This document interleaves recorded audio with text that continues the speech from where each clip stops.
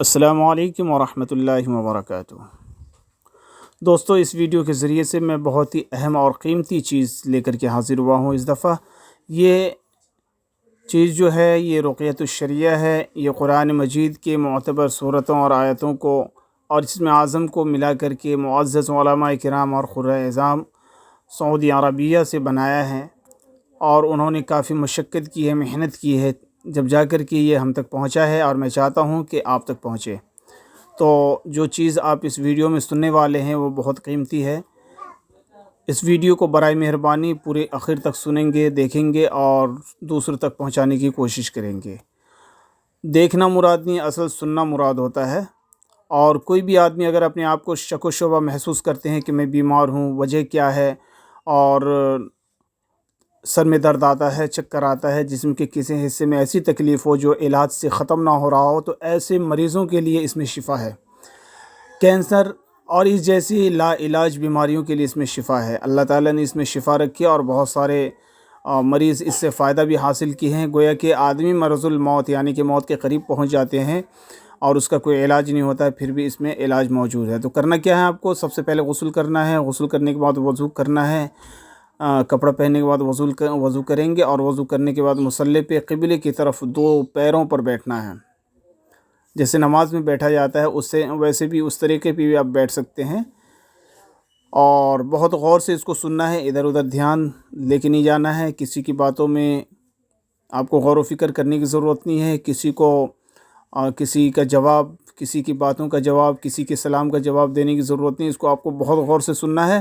غور سے سننے کے بعد اگر آپ کے اوپر کوئی عصبی حرکات وغیرہ ہے، عصب، جادو، سحر وغیرہ کی کوئی شکایت ہے، ہو سکتا ہے آپ کے سنتے سنتے حالت خراب ہو جائے گی، الٹیاں آ سکتی ہے، چکر بھی آ سکتا ہے، آپ کو بے ہوشی آ سکتی ہے۔ تو جو آپ کے وارثین گھر میں موجود ہیں، آپ کے اولاد ہیں، بھائی بہن وغیرہ، ان سے آپ پہلے بتا دیں گے کہ میری کیفیت جب زیادہ خراب ہو جائے گی تو جو چیز میں سن رہا ہوں گا اس کو بند مت کرنا، کیونکہ آخری وقت میں جب آپ کا علاج مکمل ہونے والا ہوتا ہے تو اس طرح کی لال، کالی یا پیلے رنگ کی الٹیاں بھی آ سکتی ہے۔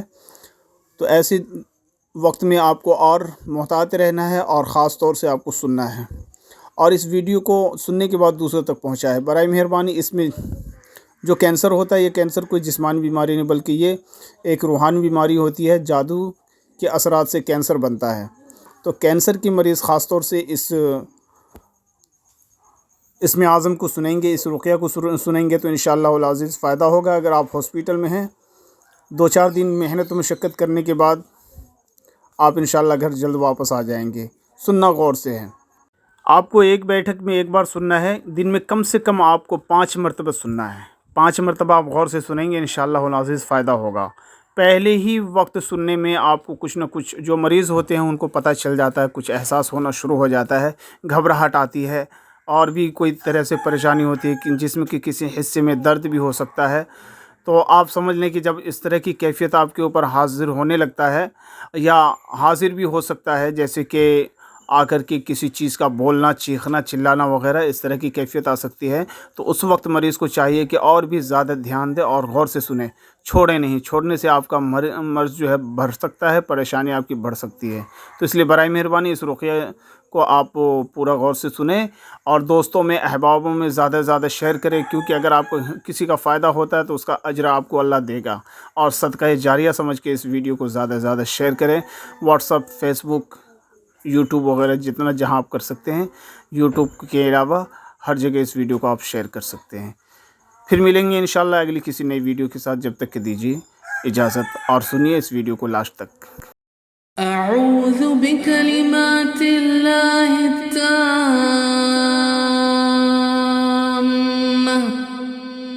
من کل شیطان وہامہ ومن كل عين لامة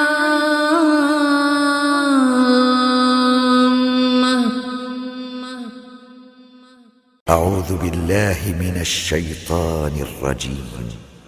الله لا إله إلا هو الحي القيوم لا تأخذه سنة ولا نوم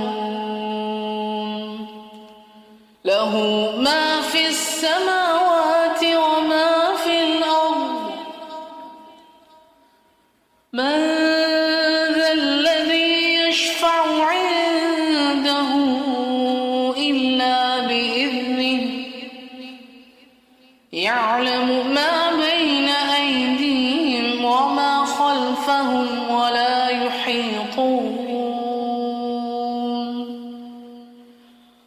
ولا يحيطون بشيء من علمه إلا بما شاء وسع كرسيه السماوات والأرض ولا يؤوده حفظهما وهو العلي العظيم. أعوذ بالله من الشيطان الرجيم. قل أعوذ برب الفلق من شر ما خلق ومن شر غاسق إذا وقب ومن شر النفاثات في العقد ومن شر حاسد إذا حسد. أعوذ بالله من الشيطان الرجيم. قل أعوذ برب الناس ملك الناس إله الناس من شر الوسواس الخناس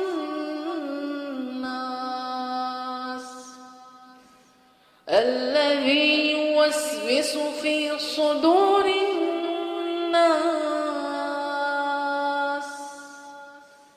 من الجنة والناس.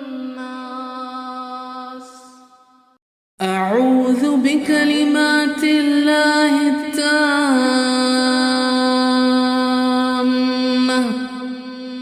من كل شيطان وهامة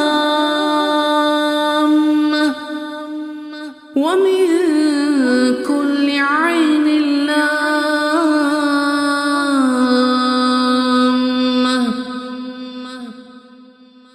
أعوذ بالله من الشيطان الرجيم. الله لا إله إلا هو الحي القيوم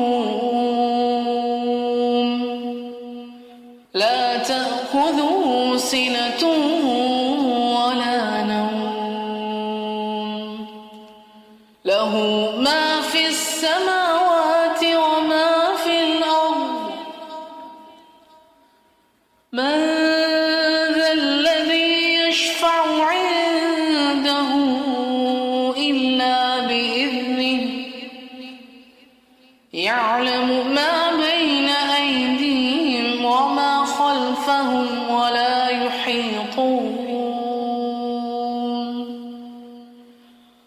ولا يحيطون بشيء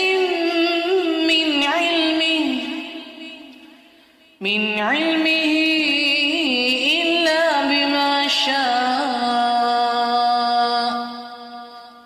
وسع كرسيه السماوات والأرض ولا يؤوده حفظهما وهو العلي العظيم. أعوذ بالله من الشيطان الرجيم. قل أعوذ برب الفلق من شر ما خلق ومن شر غاسق إذا وقب ومن شر النفاثات في العقد ومن شر حاسد إذا حسد.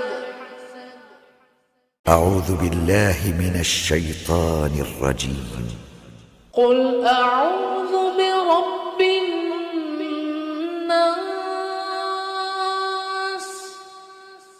ملك الناس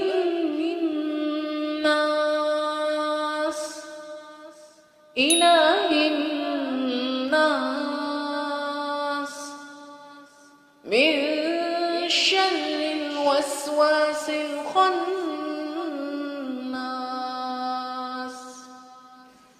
الذي يوسوس في صدور الناس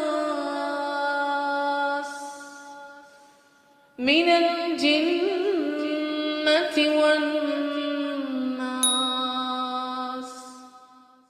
أعوذ بكلمات الله التامة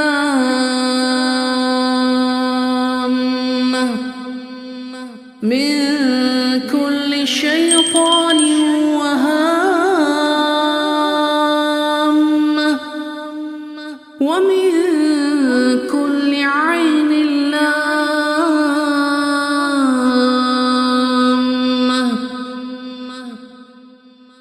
أعوذ بالله من الشيطان الرجيم. الله لا إله إلا هو الحي القيوم لا تأخذه سنة ولا نوم له ما في السماوات وما في الأرض. من ذا الذي يشفع عنده إلا بإذنه يعلم ما بين أيديهم وما خلفهم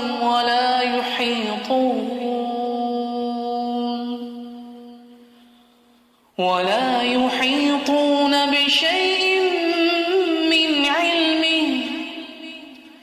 من علمه إلا بما شاء وسع كرسيه السماوات والأرض ولا يؤوده حفظهما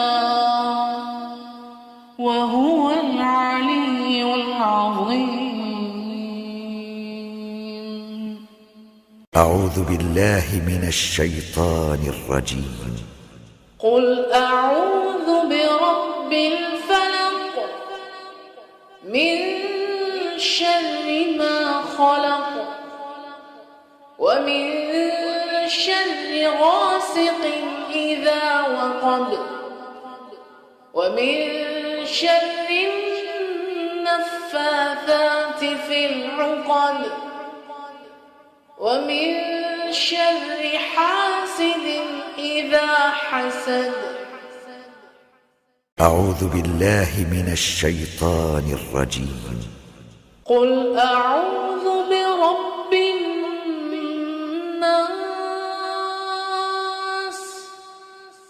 ملك الناس إله الناس من شر الوسواس الخناس